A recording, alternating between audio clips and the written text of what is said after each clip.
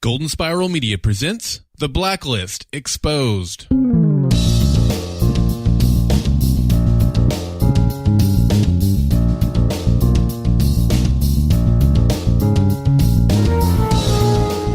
sound of our voices is hopefully music to your ears, because that means The Blacklist is back.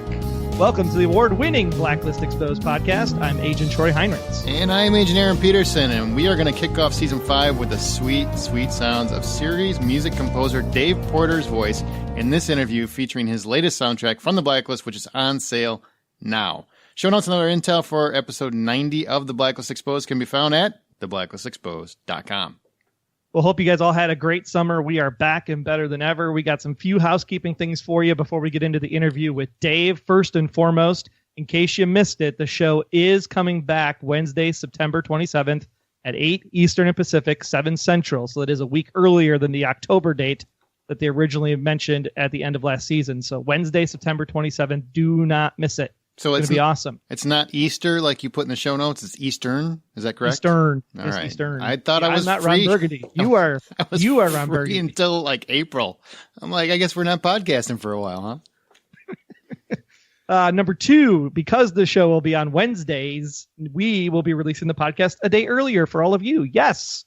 So your Friday morning drive here in the States, or your drive home if you're over in Europe and the UK, it'll be basically out about 12 o'clock UTC on Fridays is our hope.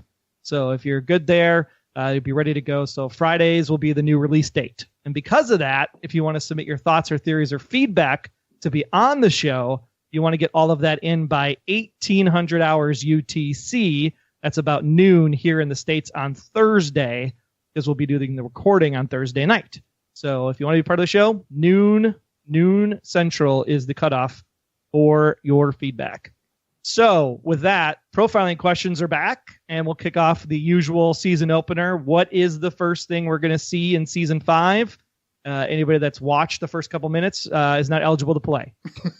That's an odd rule. How are you gonna check that, man? I don't know. Depends on how many people actually say the right thing. All right. Well, I haven't looked at it, so can I play? No, I'm just kidding. You could play. Yeah. What's your guess? We open on an eye, and it turns out that everyone was dead the whole time. You son of a... That's my guess, huh? Has that been done before? I don't know if it's been done before, but... It'd be riveting if it was. It would be fascinating. Well, I'm pretty excited to talk about Dave Porter. Are you excited to talk about Dave Porter? This has been something we've been dreaming about since the show started. So absolutely fantastic that Dave was able to come on, and even better that he's finally released all of his great work on this awesome album, the Blacklist original score from the television series, available now, streaming and for purchase. Definitely buy it, we would hope, but if you're a streamer, you can stream it. Just exciting to hear all the great tunes, especially Kate May is on there, people. If you want to relive Kate May, you can just cuddle up with a pillow and rock back and forth in your chair. It's pretty creepy. I just want to point out, you just said tunes like an 86-year-old man. Hey, that's what you get when you're in the radio business back in the day. Yeah, way back in the day. Yeah, well, before we get there, there's 2 things I want to say. One, I am a big fan of Dave Porter. I'm a huge fan of Breaking Bad, and he was a composer on Breaking Bad, obviously, as well as Preacher. He does Current Preacher. He does Better Call Saul. He's doing The Disaster Artist, which comes out, and some other things that we're going to talk about in this interview. The other thing, everybody that's ever listened to this podcast, if you haven't listened before, I love to call Troy a dum-dum. I love it. It just makes me smile inside. And Troy is super on top of everything. That's what he does, man. He does excellent work with the show and everything else. But he sent an email. I'm giving you behind the scenes, people. He sent an email to Dave Porter, the guy in charge of sound for the Blacklist, just reminding him what to do sound wise. And to prepare for the interview, it was just a funny thing to me. And I'm just sitting there going, you dum-dum, you dum-dum. And that's why it was trending on Twitter the other day. Thanks, Wendy. So funny. It made me laugh. But I just wanted to share those 2 points. Dave Porter, big fan, love his work. I think you guys, even if you didn't realize you loved his work, you do love his work if you love the show, because his music really is a central character to the show. Absolutely. So without further ado, here's our conversation with Dave Porter.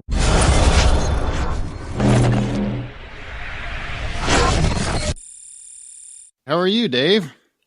Good. It's pretty exciting to talk to you. I've been a fan of your work for a long time. Oh, well, thank you. Thanks for having me on.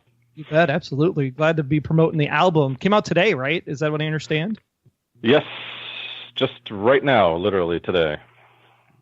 So should we go? Will you go get it and listen to it real quick, and then we'll come back? You want to do that, or? I'm sure if you've watched the series, you're very familiar. Very familiar. But I did have a lot of fun doing it. It was hard, there's been a lot of episodes and a lot of fun music over the past however many years it's been, 4 or 5 now. And I managed, although it was tough, to whittle it down to 26 tracks that cover, a good smattering of the wide range of emotions we get to cover on the show, from big action all the way down to romance, and spent a bunch of time remixing and combining some cues to make suites, and really had a good time revisiting it all. That's fantastic. The first thing we always want to know is, and yours is an interesting case because you started playing piano at 5 years old, but what made you want to go into TV and film composition? That's a great question, and I think it's probably the culmination of a lot of different things. First of all, I always have loved the combination of music and other medium, not only film and television, but dance and theater and all the ways in which music can collaborate with other art forms. My father continues to be a big audiophile. So when I was a kid, I grew up watching a lot of movies with him, and we had a really early surround sound system in our basement, and used to crank it up real loud, and I used to love that experience with him, and of course just going to movies in general. Mm-hmm. So I think all of that, plus to be honest, because I started music so young, and I did a lot of performing of music when I was young, I was kind of burnt out on that by the time I kind of reached adulthood, and at that point was really more interested in the making of music than the performing of music. And I liked being behind the scenes and also collaborating with other folks. So that's kind of a general view, I guess, of the things that led me down this road. It's very intriguing. How hard is it to transition from playing to composing? It seems like you have to have a little bit of a math mind in order to get the tonalities correct and the right ranges and the right scales in order to make a composition. Yeah, they are very different skills. And in fact, as a young kid, through being a teenager, the music I was playing, as you learn music and classical music in particular, is just about performing and memorizing and sort of regurgitating music that's already been created, and it has really nothing to do with the art or the craft of composing music. And I actually got into composing music through electronics, and a sort of very separate path as a teenager, and got into synthesizers and computers and making music that was very not the music that I was performing classically. And then sort of fast forward to college, and my early career after college is when I started to meld the two worlds, making music that was a combination of both sort of more modern electronic textures and techniques, along with the more traditional classical music, and that's sort of the backbone of the music. All the music that I do now is the combination of those two things. Wow, I'm really curious, and we're going to get into some specifics on the TV stuff in a second. But we're Chicago guys, so you did. This is randomly off topic, but you did the 30 for 30 or whatever on the Chicago Bears, right? You did that? I did, yes. How did you end up doing that? So let's see. I worked on a feature a few years ago that was produced and stars Vince Vaughn. And now I get it. Yeah. Term life. You can see now you're drawing the dots. Yeah. But yeah, so I got to work with him and his crew on that, and sort of as we were wrapping that up, he was talking about his passion for that subject and that he'd gotten involved in producing that particular 30 for 30 and did the narration for it. So that's how I got involved. But it was a lot of fun. I'd always wanted to do that, and for me, actually, it was a bit of a coming around full circle, because early in my career, when I was based in New York, before I got into doing the dramatic television that I'm doing today, I started my career doing a lot of sports music for ESPN, promos and music for them, as well as news and advertising. Full circle. Wow. Yeah. Amazing. Well, since you made the switch over to television, then why don't we talk through the process a little bit about what goes into composing music for an episode? Because you obviously have to create something out of nothing, because you're getting the raw footage, the storyboards, the script, and then you sit down and go, oh crap, I have this huge task ahead of me. What does that look like on a daily basis for you? Daunting occasionally.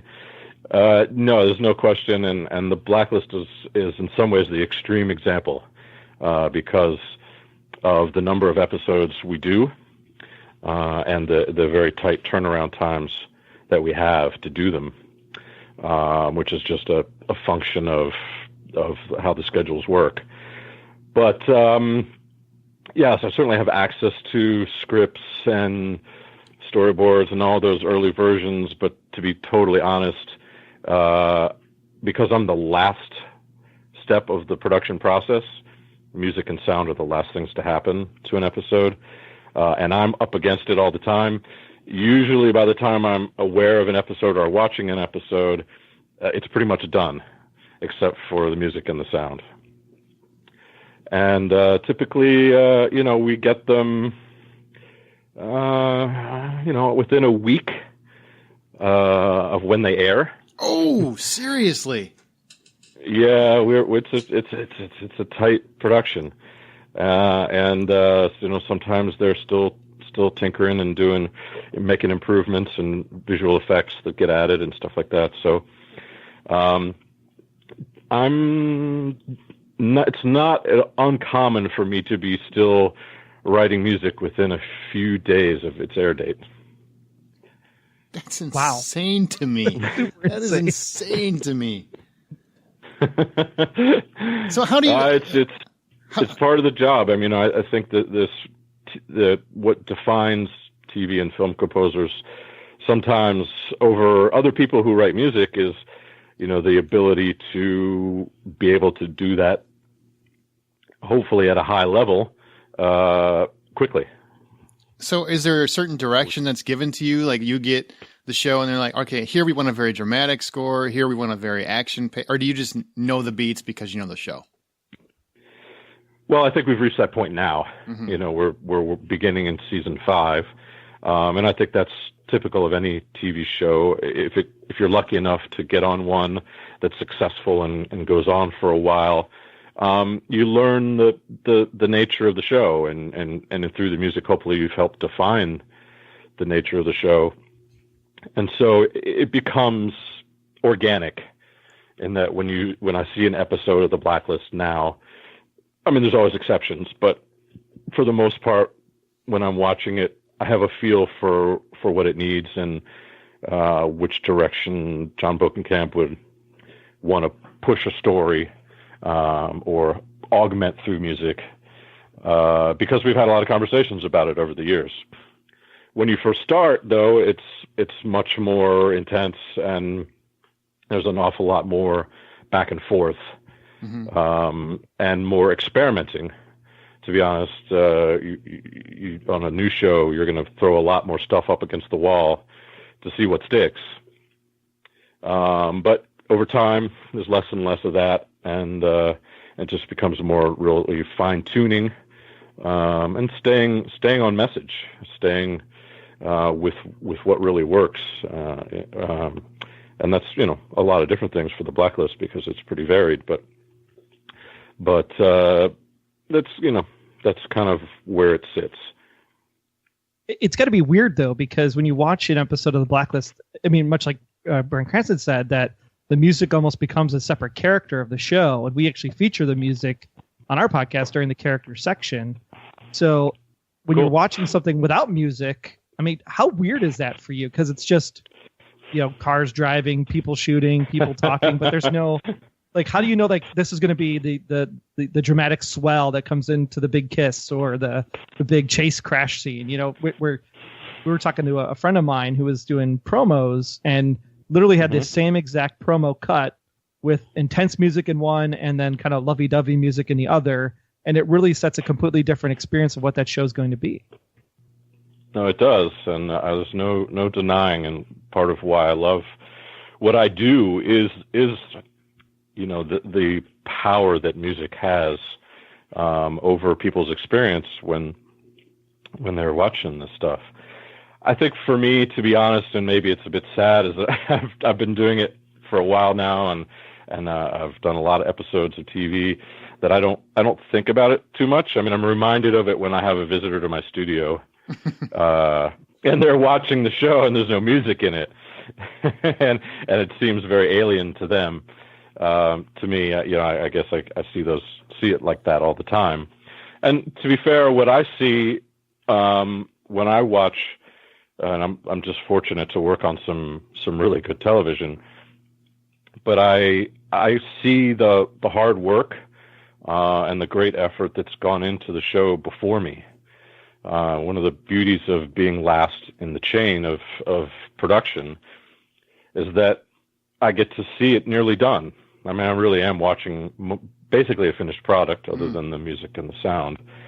And so you see all the creative choices that were made before you get involved. You get to see how the writing worked, how the actors played things, how things were edited. All those are creative decisions that lead you down a creative path. And so a lot of times the way forward is, I guess, through experience more than anything else. Just sort of comes naturally. Are there any specific cues you have, like notes maybe reserved for certain characters, very subtle or even not so subtle? Yeah, there are.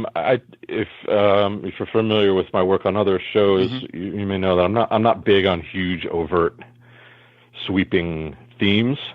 It's just to me, I think that one of the great things, particularly in television, is that the craft of making television shows has improved so dramatically in the past 10 or 15 years that music is required less to kind of create this big suspension of disbelief, or belief rather, and because the quality of what you're watching feels so real already, that I try to temper that stuff down a bit. But there's no question that I have some great themes and also just some instrument choices that I reserve for specific characters. Liz gets a lot of alto flute in her more quiet moments, sensitive moments. Had a big like a little flugelhorn theme that I've used quite a bit for the character of Mr. Solomon. There are others I would have to think about, but there's definitely some fun and some mileage to get out of that, and also can help bridge continuing storylines in a helpful way. There's an awful lot of stuff that goes on in an episode of The Blacklist. And so it could be occasionally good to help remind the audience of, what sort of headspace Samar is in, for example, in one episode when we may not have seen her since the end of the previous episode. Yeah, well, one thing I know, because I noticed this from watching the show, is that, Spader can play Red Reddington a certain way, and based on the musical cues, it's either seen as darkly funny or ominous. And it's really like what Troy was talking about earlier. It's really based on how your music comes across is how I take that scene sometimes. And that's hard to do. So that's why I'm curious about that.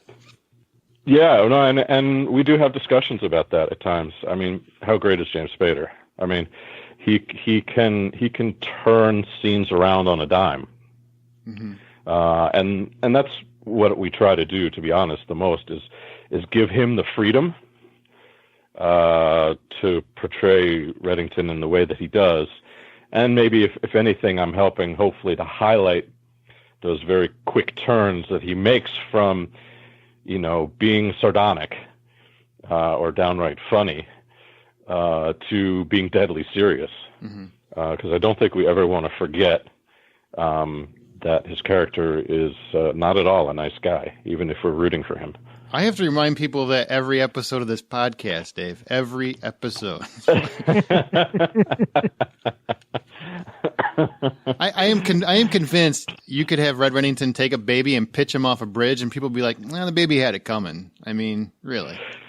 Yeah, no, it is incredible how far we've taken the anti-hero premise, isn't it? And the lengths that we will go to root for a great human character as despised as maybe they should be. Yeah, I wonder what show started that. Really? I'll leave that to y'all. Love it. What's the most challenging episode for you for the Blacklist, or one that was maybe a baby that you kind of coddle a little bit is the best one that you've done, you think? The most interesting and most challenging, and one I am very proud of, although it stands apart in some ways from our normal routine on the show, is probably that Cape May episode from, was that season 3? I think it was. Yes. Which is all essentially one giant dark flashback. So we got to experiment on that episode with a lot of different, basically a whole different world. It was a very intimate, very tense, but didn't have the big scope necessarily of some of the big blacklisters that we deal with on a episode by episode basis.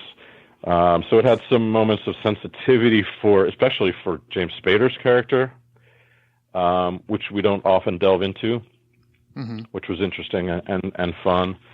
And so I took a kind of a more orchestral approach to that particular episode than we normally do, sort of more overtly classical feeling, to try to give him, I don't know, some gravity and add some importance to what that history for Red's character really means to him and what he became. Yeah, I figured that was going to be the one you were going to pick, since it got a whole 5 minutes on the album compared to everything else coming in at like 2 to 3. Yes, no, that's the dead giveaway, isn't it? And not only that, but of course, when you're trying to put together a score album like that, you want to try to make it as varied an experience as you can. And since those cues are slightly off center from the norm, it balances out nicely, I think. I hope, at least, to give a nice listening experience there. Just don't listen to it before bed. Depends on what gets you to sleep, I guess. Exactly.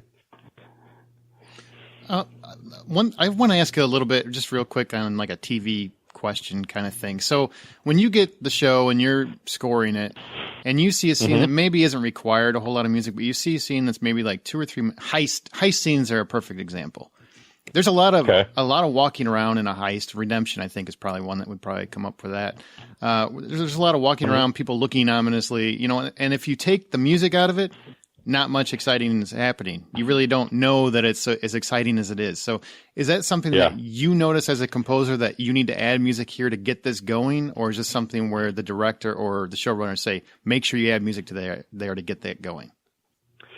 Well, I think all the above, to be honest. I mean, I think it's pretty clear usually, and certainly one of my biggest tasks on the Blacklist is to ramp up the tension and keep the stakes high. But usually by the time I've seen it, the picture editors have probably put some music in there temporarily, whether it's music of mine from a previous episode or something else they found that they liked, because in their process of cutting the film together, they're wanting to make sure that everybody understands that this is how we're going to build the tension in this sequence of scenes. So in that case, it's pretty obvious. And if for some reason they didn't do that, I think, it's again, early on in our work on the show, it's something we probably would have discussed needing doing, but now I don't think there's a need. I'll look at it. I'll know, okay, here we go. We're building up over the next few minutes to this big heist sequence. And that's a challenge and a trick too. You have to look at it over the course of a whole episode and make sure that you're building the tension all the way, and you're not giving up too much energy too soon, and that it's a continuous kind of feeling that makes everybody want to watch the whole episode from start to finish. Okay. Well, this question is going to be a little bit longer, so bear with me a second.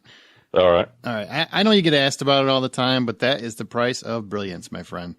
Blacklist is one of the most popular shows on TV currently, but Breaking Bad is one of the most iconic shows of the last couple decades.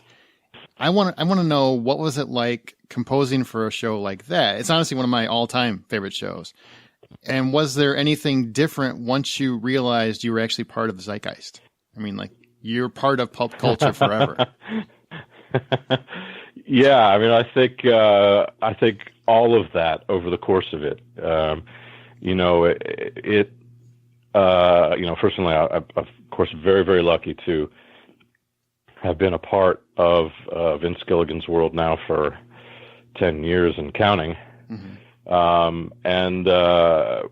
Working with him is a joy for me always, and everybody on that crew, which has really stayed together for the most part all these years. I think when we started, certainly we had no idea that the show would reach that kind of level of, sort of general pop culture hugeness, for lack of a better word. I mean, to be honest, after season 1, we were just hoping and praying the show would come back. And for me personally, and it might not have. I actually really honestly believe that Bryan Cranston's Emmy nomination for that first season really helped us and kept people interested enough on a network that at the time, I think Mad Men started a few months before we did. But was not really known for its original programming, and so not a lot of people were watching. And I always thought the show was brilliant. I mean, from the moment that I saw the pilot for the first time. But to be honest, I always thought it would be a show that was maybe a critical darling, or a show that super insider TV folks loved. And I think it was a shock to all of us. And it happened really quickly, but not immediately. Maybe season 4 that it just kind of started this escalation that never stopped right until we were done. And I think, I've always found joy in working with those folks, and I don't think that ever changed, but there's no doubt that the pressure was on starting around that point, season 4, when people were really starting to put a spotlight on it. For me, and I think maybe this speaks to a lot of other people who worked on the show, not so much about failure or doing a bad job, but just about being able to raise your level as much as everybody else had raised theirs each season. How can we outdo ourselves again? And that was the challenge, I think. And certainly going through that experience was very unique. And it certainly has made me a much better composer and much better at my job.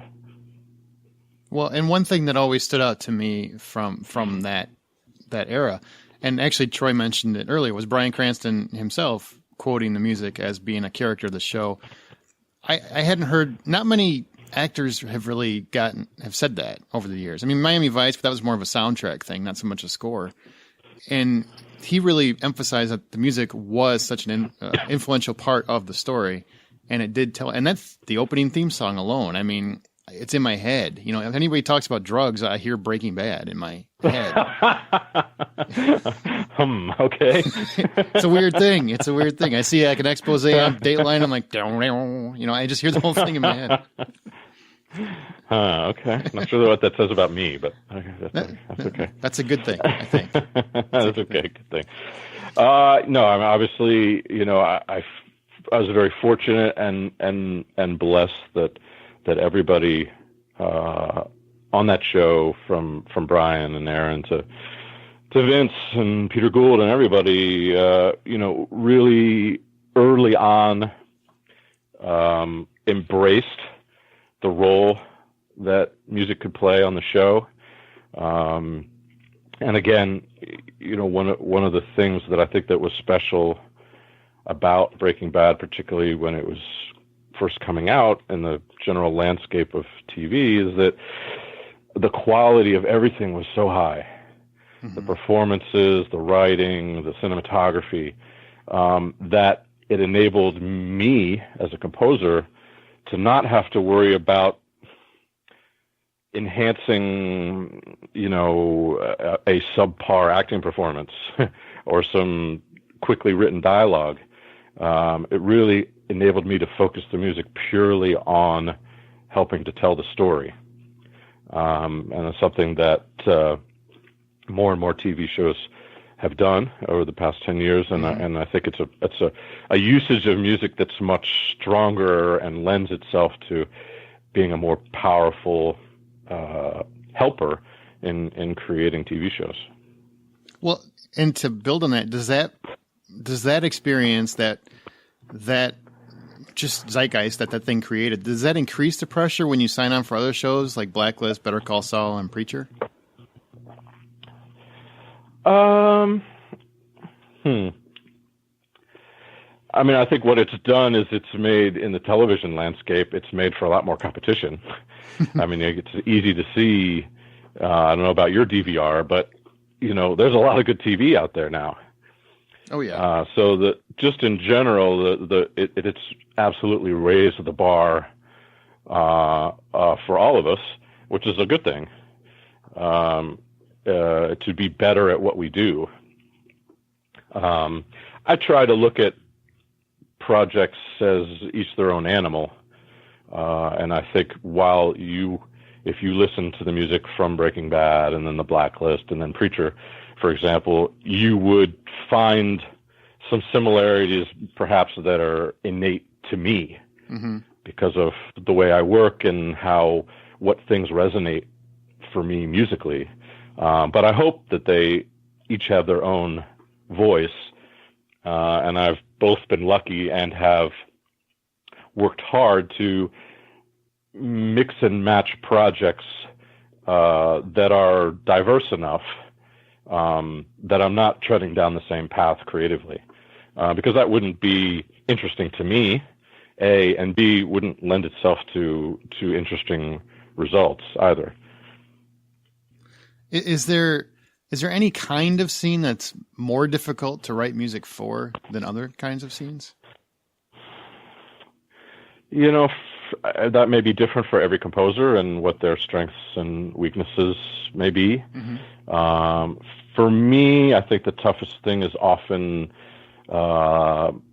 things that are comedic, particularly overtly comedic. I find that on most of the shows that I work on projects that I work on, sometimes, as Vince Gilligan would say, writing funny music on top of a funny scene is putting a hat on a hat. And it's hard to do. And to me, 9 times out of 10, assuming the writers and the actors did a great job delivering that comedy, the music doesn't helpful and probably shouldn't even be there. Which is what I argue for a lot. I think, one thing that some people might be surprised about is that composers spend a lot of time arguing for not using music as much as we do using music.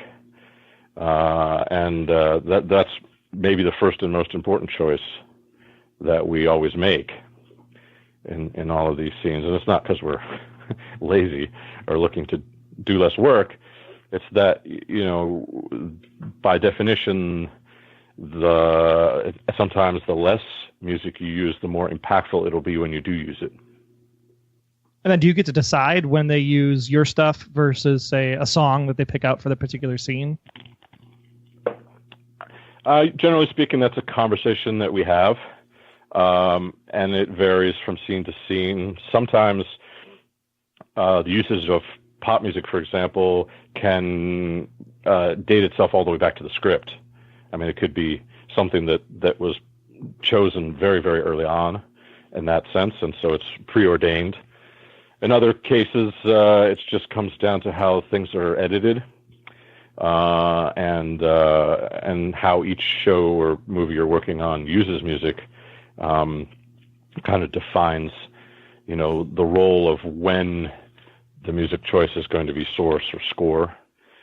And sometimes if it's ambiguous, for example, occasionally on Vince Gilligan and Peter Gould shows, both I will write something original, and our terrific music supervisor Thomas Golovich would look for songs, and then they'd actually watch both and make a decision on which works better.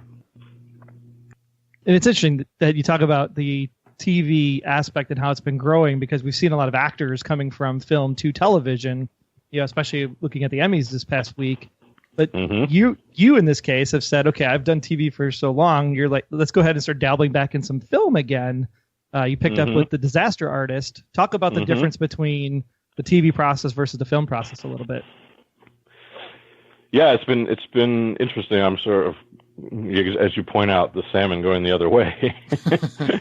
It feels like sometimes. But to be honest, if you'd asked me when I was, 15 years old and dreaming about doing this as a living, I would have said my ultimate career goal is to be a big film composer, because at that time that was the pinnacle of the work that could be done.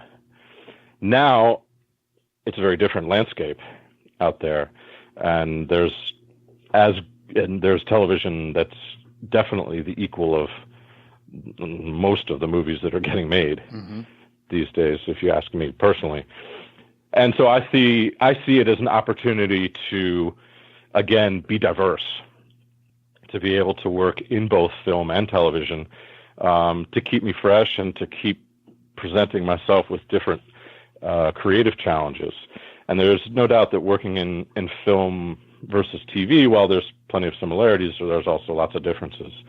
One of the things for me, coming from having done so much episodic television over the past few years and on shows that have fortunately lasted a long time, is dealing with sort of the character arcs, which in a 100-minute movie have to move on at a much quicker pace than, for example, a storyline on the Blacklist, which could, go over 22 hours of an entire season.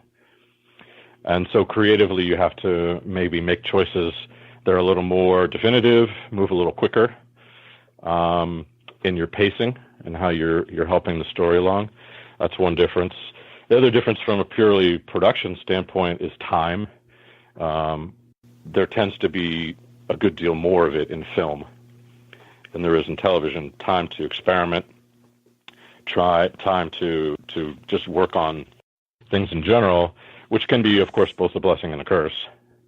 When you have a lot of time, you may venture down the wrong creative road a lot more times and have to reel yourself back in, whereas in television, you just don't have that luxury. But I feel very fortunate to be at a time where I can mix, hopefully, my career and be able to work in both mediums. Speaking of the Disaster Artist, that seems like such an insane movie. How was it to work with James Franco? And is there anything you can tell us about the movie at all, which comes out, I think, in December, right?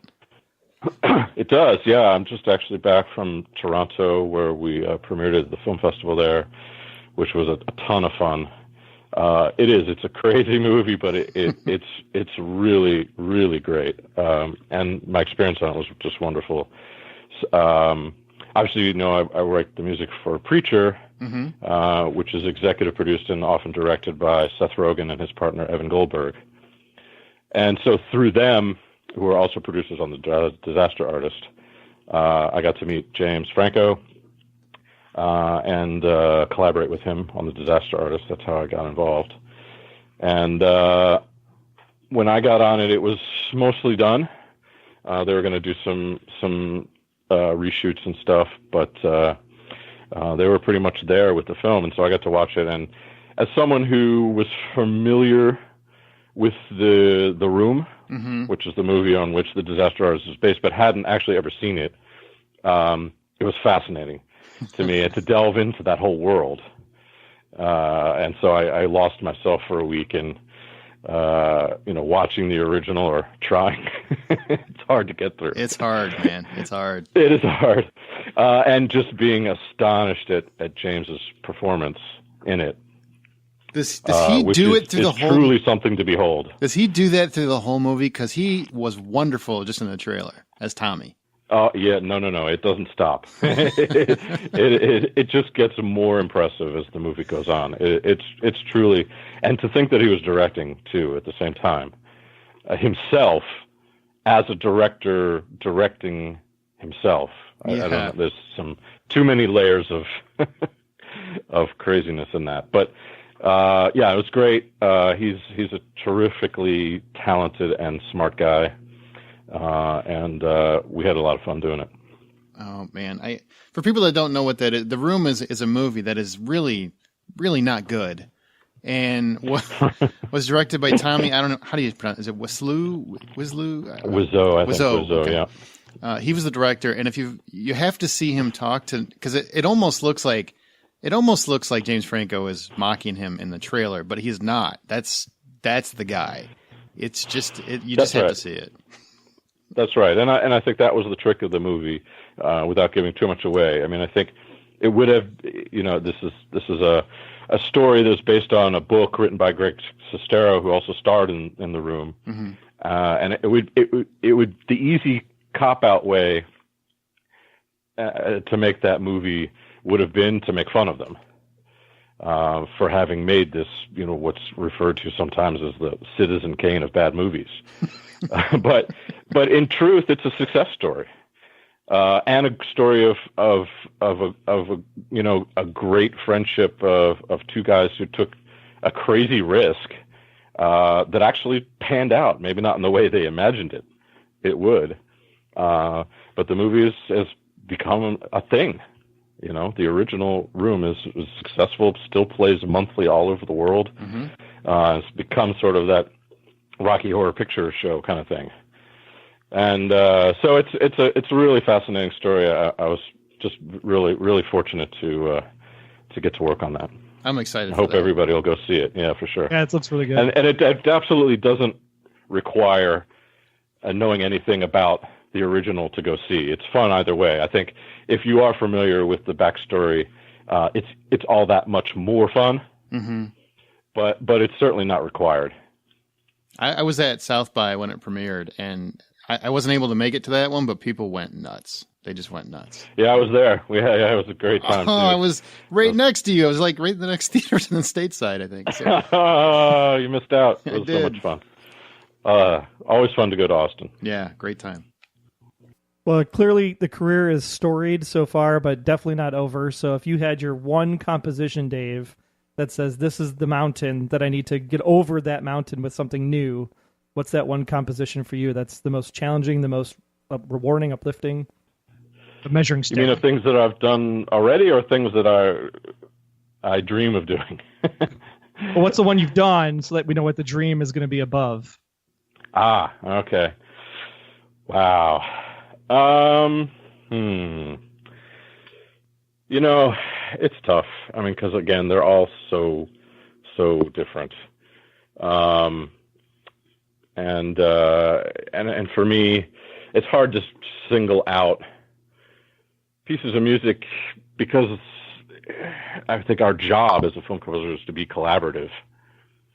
And a lot of times not necessarily be showy or stand out in a way that's overt.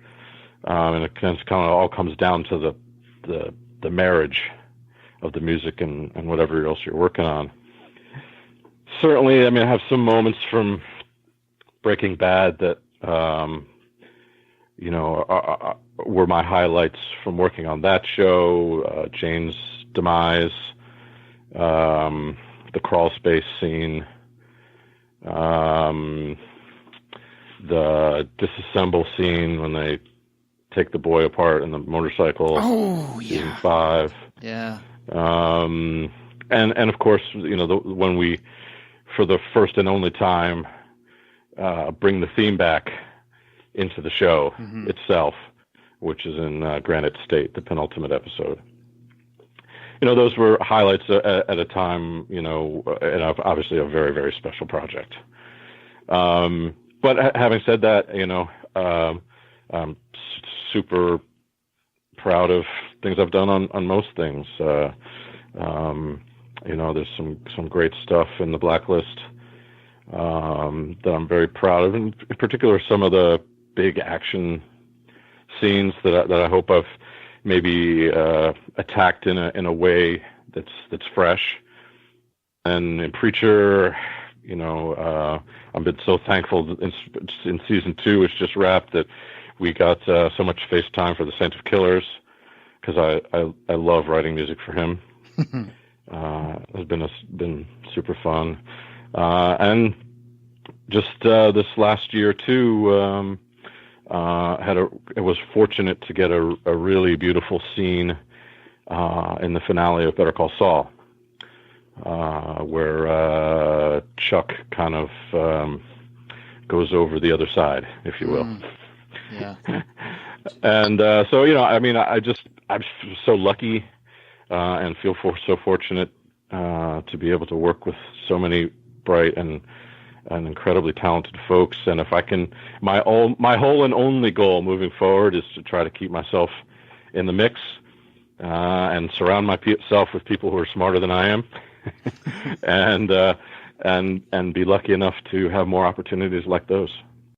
Well, the Blacklist original score from the television series by Dave Porter is available now. You can buy it on Amazon and, of course, in iTunes, or stream it from your favorite music service, Apple Music or Spotify. Dave, it's been so great for you to be here with us today.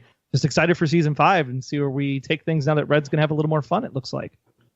Yeah, me too. I'm just starting episode 3 of this new season today, and I can say without a doubt, it's a lot of fun. A lot of what will be very familiar to folks who've been watching the Blacklist, but also a few new twists. So as always, those guys, John Bokenkamp and everybody, have kept it really fun and fresh. Did they make sure that you don't tell us anything that gives anything away? Did they prep you on that? Say, make sure you don't say anything about it. Thankfully, I've been doing this long enough that I know better. Well, thank you for coming by. I'm sincerely a big fan of your work. I'm a big fan of all your work. I watch Preacher. I watch this. So thanks for everything you do, sincerely. Well, thank you. I really appreciate that. It's been real fun talking to you guys, and I wish you the best of luck.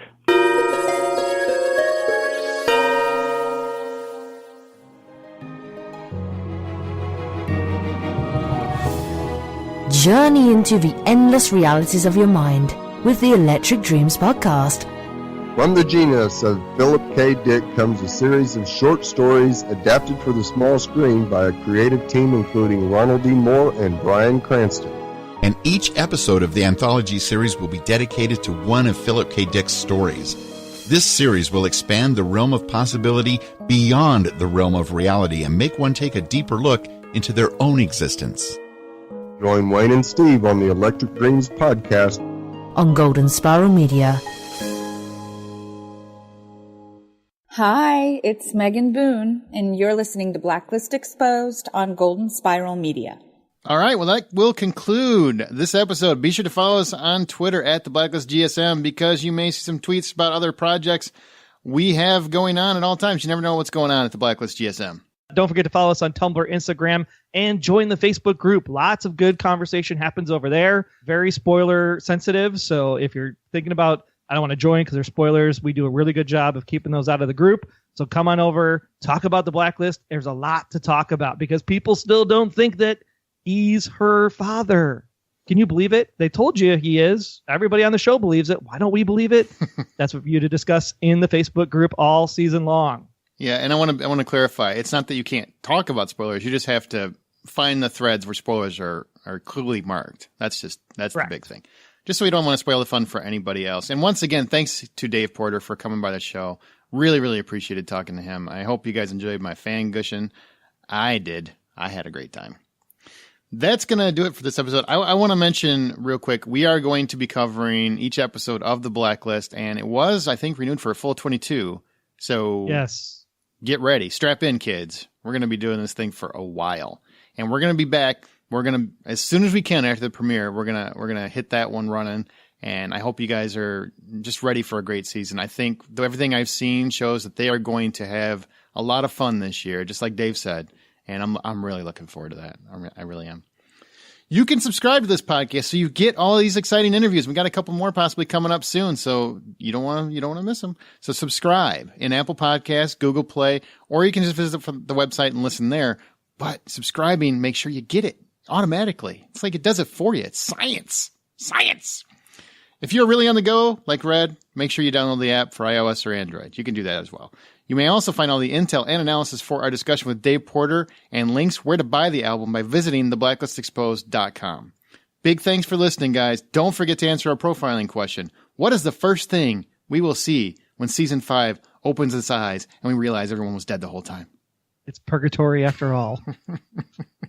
Thanks all. We will see you next week. Take care. Until next time, I'm Agent Troy Heinritz. That's at Troy Heinritz on Twitter. And if you want to learn more about me, just visit, about.me/Troy Heinritz. And I'm Agent Aaron Peterson. You can hear me talking about movies and TV on the Hollywood Outsider podcast, as well as Remake This Movie Right. We are available at thehollywoodoutsider.com or on Twitter at H_outsider. Be sure to subscribe, download the app, submit your feedback, but most importantly, keep yourself off of the Blacklist.